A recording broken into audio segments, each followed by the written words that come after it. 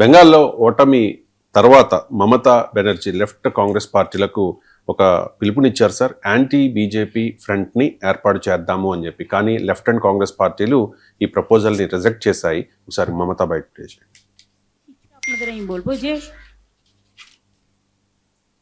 যখন চারিদিকে সন্ত্রাস, আপনাদের আমি বলবো যে এই সিচুয়েশনে যখন চারিদিকে সন্ত্রাসের একটা বজ্র নিঘাত চলছে, বজ্রপাত, সেখানে ভয় না পেয়ে আমি বাংলার যত রাজনৈতিক বিরোধী দল আছেন,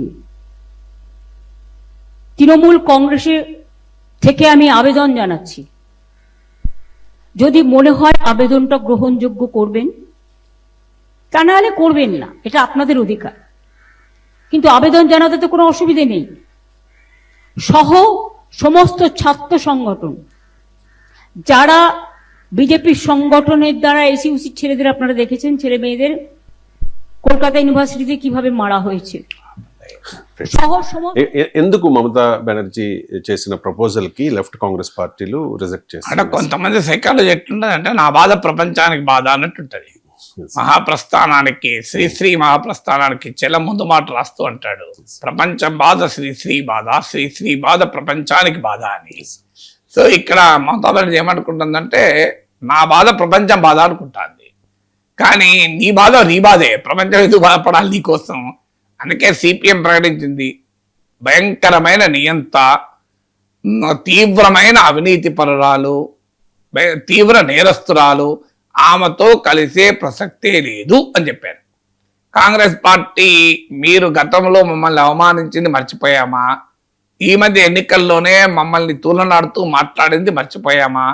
ఇండియా కూటమిని అస్థిరపరచడానికి, బలహీనపరచడానికి మీరు చేయని పనులు ఏమైనా ఉన్నాయా అని ఉత్కారేసింది. బీజేపీని అసలు బెంగాల్లో రానిచ్చిందే నువ్వు కదా, అసలు బెంగాల్లో బీజేపీని ఎంటర్ చేయించింది మమతా బెనర్జీ కదా. నిజమే కదా, వాజ్పేయి ప్రభుత్వంలో మమతా బెనర్జీ మెంబరు. అసలు బీజేపీతో ఫస్ట్ అలై బెంగాల్ ఎవరంటే తృణమూల్ కాంగ్రెసే. బీజేపీతో కమ్యూనిస్టులు కలవలేదు, కాంగ్రెస్ కలవలేదు. బీజేపీకి కాలు పెట్టుకోవటానికి చోటిచ్చి వాళ్ళు తర్వాత దాన్ని విశ్వరూపం చూపెడుతుంటే, దానికి నీ బాధ నువ్వే కదా ఎలా చేసింది అని వాళ్ళు అంటున్నారు. అదే కాకుండా వందలాది మంది సిపిఎం కార్యకర్తల్ని మర్డర్ చేసింది తృణమూల్ కాంగ్రెస్. కాంగ్రెస్ కార్యకర్తలు మర్డర్ చేశారు. 2018 ఎలక్షన్లు అయితే 34% ఆఫ్ లోకల్ బాడీస్ అనపోజ్, ఏకగ్రీవంగా గెలిపించుకున్నారు. ఏకంటే వాళ్ళు పోటీ చేయలేదు. 2016 తర్వాత గ్రామాల్లో, పట్టణాల్లో లెఫ్ట్ కార్యాలయాల్ని, సిపిఎం కార్యాలయాల్ని తృణమూల్ కాంగ్రెస్ పెద్ద ఎత్తున రౌడీజం చేసి ఆక్రమించేశారు. కొన్ని ఏళ్ల పాటు వాళ్ళ ఆఫీసులకు కూడా వెళ్ళలేకపోయారు. ఇప్పుడు మొన్న బీజేపీ అధికారంలోకి వచ్చాక బీజేపీ నేతల, స్థానిక బీజేపీ నేతల సమక్షంలో సిపిఎం కార్యాలయాలు తాళాలు తీశారు. సో బీజేపీ తర్వాత ఏం చేస్తుందన్న తర్వాత సంగతి. ఇప్పుడైతే ఆ డెమోక్రటిక్ అట్మాస్ఫియర్ రెస్టోర్ అవుతుంది కదా. ఇప్పుడు తృణమూల్ కాంగ్రెస్ 15 ఏళ్ళు అధికారంలో ఉంటే సిపిఎం పత్రిక ఘనశక్తికి ఒక్క అడ్వర్టైజ్మెంట్ ఇవ్వలేదు. మనం మాట్లాడుకున్నాం అది వేరుగా. మీకు అదే ఇప్పుడు బీజేపీ ప్రభుత్వం అధికారంలోకి వచ్చాక ప్రభుత్వం వేరు, పార్టీ వేరు. ప్రభుత్వ అడ్వర్టైజ్మెంట్ మేము అన్ని పత్రికలకు ఇస్తాం అని చెప్పి ఆ నిషేధాన్ని ఎత్తివేశారు. ఇదంతా చూసిన కమ్యూనిస్ట్ పార్టీలు ఎందుకు మమతా బెనర్జీతో కలుస్తాయి? సో 1977 నుంచి 34 ఇయర్స్ వరకు, 2011 వరకు లెఫ్ట్ అధికారంలో ఉంటే, లెఫ్ట్కు వ్యతిరేకంగా, ఆఖరికి పారిశ్రామికీకరణకు కూడా వ్యతిరేకంగా నందిగ్రామ్, సింగూర్ పోరాటాలకు నాయకత్వం వహించింది మమతా బెనర్జీ. ముస్లిం ఓటు బ్యాంక్ పాలిటిక్స్ ను ఉపయోగించుకొని, ఆఖరికి నక్సలైట్లను కూడా ఉపయోగించుకొని, మీకు ఎందుకంటే కిషన్ జీ అప్పుడు స్టేట్మెంట్ కూడా ఇచ్చాడు, సో తృణమూల్ కాంగ్రెస్ అధికారంలోకి వచ్చినా మంచిదే కానీ సిపిఎం రాకూడదు.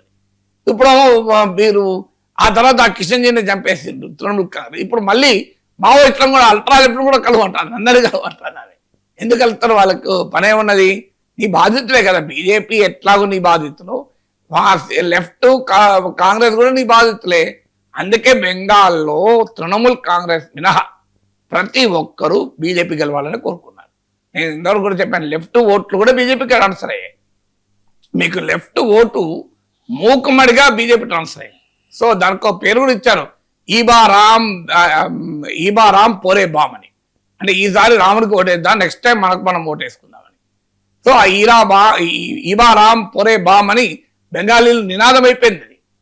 సో నేను ఫిగర్స్తో సహా చెప్పాను మీకు. 40% అబోవ్ ఓటింగ్ ఉన్న సిపిఎంది 4% పడిపోతే 4% ఓటింగ్ ఉన్న బీజేపీది 45% అయింది. అందువల్ల బెంగాల్లో ఉన్న దుర్మార్గానికి నాయకత్వం వహించే మమతా బెనర్జీ ఇప్పుడు అందరూ కలువంటే ఎందుకు వెళ్తారు? వాళ్ళకేం పని?